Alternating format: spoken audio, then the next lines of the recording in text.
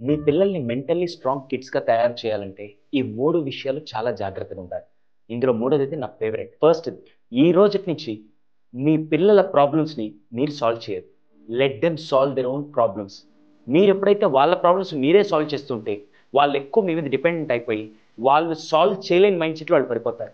ఎప్పుడైతే వాళ్ళు సాల్వ్ చేయడం మొదలు పెడతారో, ఆ ప్రాబ్లమ్‌లో నుంచి వాళ్ళు కొన్ని ఎక్స్‌పీరియన్సెస్ కూడా నేర్చుకుంటూ ఉంటారు.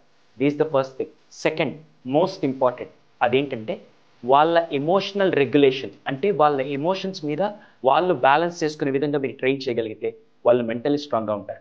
దానికోసమే కొన్ని ఫ్లో చార్ట్స్ ఉంటాయి. ఎమోషనల్ ఫ్లో చార్ట్ అని. ఎప్పుడైతే దాంట్లో కోపం వచ్చినప్పుడు నా బిహేవియర్ ఎలా ఉంది? ఆనందం వచ్చినప్పుడు ఎలా ఉంది? బాధపడుతున్నప్పుడు ఎలా ఉంది? అని కొన్ని యాక్టివిటీస్ ఎక్సర్సైజ్ ద్వారా వాళ్ళు ఇంకా స్ట్రాంగ్‌గా తయారవుతారు. థర్డ్ వన్ నా ఫేవరెట్. చాలా మంది పిల్లల్ని ఏమంటారు తెలుసా? మా వాడు చాలా స్మార్ట్ రా! అసలు మా వాడు నిజంగా టాలెంటెడ్. దయచేసి ఈ రోజుటి నుంచి వాళ్ళ ఇన్హెరెంట్ టాలెంట్‌ని మెచ్చుకోకుండా, వాళ్ళ ఎఫర్ట్స్‌ని మెచ్చుకుంటూ ఉండండి.